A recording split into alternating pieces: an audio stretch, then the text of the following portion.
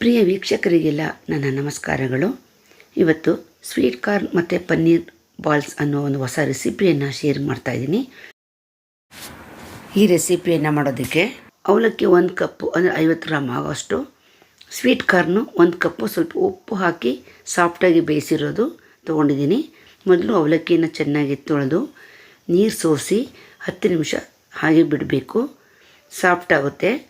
ಆಮೇಲೆ ನುಣ್ಣಗೆ ಪೇಸ್ಟ್ ಮಾಡಿಕೊಂಡು ಅದಕ್ಕೆ ಕಡಲೆ ಹಿಟ್ಟು 1 ಟೇಬಲ್ ಸ್ಪೂನು, ಅರಿಶಿನ 1/4 ಟೀ ಸ್ಪೂನು, ಖಾರದ ಪುಡಿ 1 ಟೀ ಸ್ಪೂನು, ಮೆಣಸಿನ ಪುಡಿ ಅರ್ಧ ಟೀ ಸ್ಪೂನು, ಜೀರಿಗೆ ಪುಡಿ ಅರ್ಧ tea spoon, chilli flakes 1 tea spoon ಮತ್ತು ಉಪ್ಪು ರುಚಿಗೆ ಬೇಕಾದಷ್ಟು ಹಾಕಿ ಸಾಫ್ಟಾಗಿ ನೀರು ಹಾಕದೆ ಈ ಥರ ಮಿಕ್ಸ್ ಮಾಡಿ ರೆಡಿ ಮಾಡಿಟ್ಕೊಳ್ಬೇಕು. ಹಾಗೆ 10 ನಿಮಿಷ ಅದನ್ನು ಪಕ್ಕಕ್ಕೆ ಇಡೋಣ.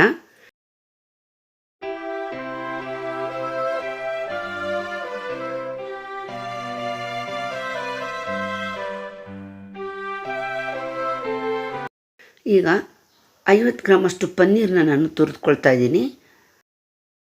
ಪನ್ನೀರ್ ಹಾಕೋದ್ರಿಂದ ಮಕ್ಕಳಿಗೆ ತುಂಬ ಇಷ್ಟ ಆಗುತ್ತೆ, ಟೇಸ್ಟು ಕೂಡ ಚೆನ್ನಾಗಾಗುತ್ತೆ.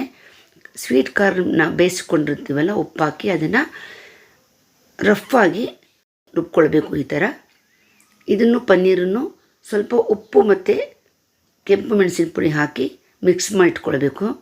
ಈ ಮಿಶ್ರಣದಿಂದ ನೆಲ್ಲಿಕಾಯಿ ಗಾತ್ರಕ್ಕೆ ಉಂಡೆಗಳನ್ನ ಮಾಡಿಟ್ಕೊಳ್ಬೇಕು.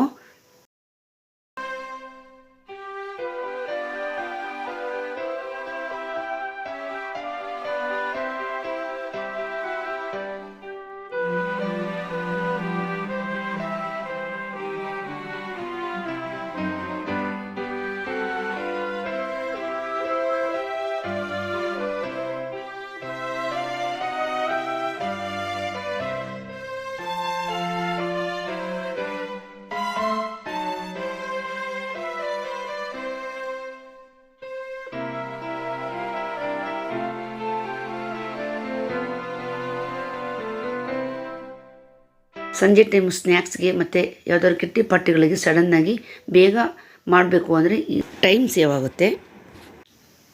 ಈಗ ಉಂಡೆಗಳನ್ನೆಲ್ಲ ಮಾಡಿ ಆಗಿದೆ. ಅವಲಕ್ಕಿಯಿಂದ ಮಾಡಿರೋ ಹಿಟ್ಟನ್ನು ಸ್ವಲ್ಪ ಸ್ವಲ್ಪ ತಗೊಂಡು ಕಾರ್ನ್ ಮತ್ತು ಪನ್ನೀರಿನ ಮಿಶ್ರಣವನ್ನು ಈ ರೀತಿ ತುಂಬಿ ಉಂಡೆಗಳನ್ನ ಮಾಡಿಟ್ಕೊಳ್ಬೇಕು. ಫ್ರೆಂಡ್ಸ್, ಇದೇ ಥರ ನಾನು ಪನ್ನೀರ್ದು ಮತ್ತು ಸ್ವೀಟ್ ಕಾರ್ನ್ದು, ಹೆಸರು ಕಾಳ್ದು ತುಂಬ ರೆಸಿಪಿಗಳನ್ನ ಶೇರ್ ಮಾಡಿದ್ದೀನಿ. ನೀವು ನನ್ನ ಚಾನಲ್ನಲ್ಲಿ ನೋಡ್ಬೋದು.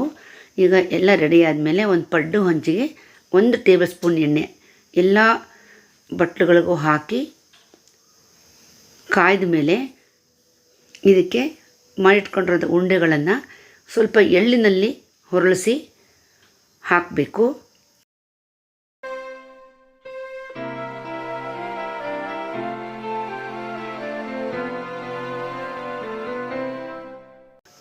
ಲೋ ಮೀಡಿಯಂ ಫ್ಲೇಮ್ನಲ್ಲಿ ಇದನ್ನು ನಾವು ಬೇಯಿಸ್ಕೋಬೇಕು. ಹಾಗೆ ಮಾಡೋದ್ರಿಂದ ತುಂಬ ಗರಿಗರಿಯಾಗಿ ಬರುತ್ತೆ. ನೋಡಿ, 1 ನಿಮಿಷ ಆದಮೇಲೆ ಇದನ್ನು ಒಂದು ಸ್ಪೂನಿಂದ ಆರಾಮಾಗಿ ತೆಗೆದು ಮಗ್ಚಾಕ್ಬೋದು. ಮತ್ತೆ 1 ನಿಮಿಷ ಹಾಗೆ ಬಿಟ್ಟರೆ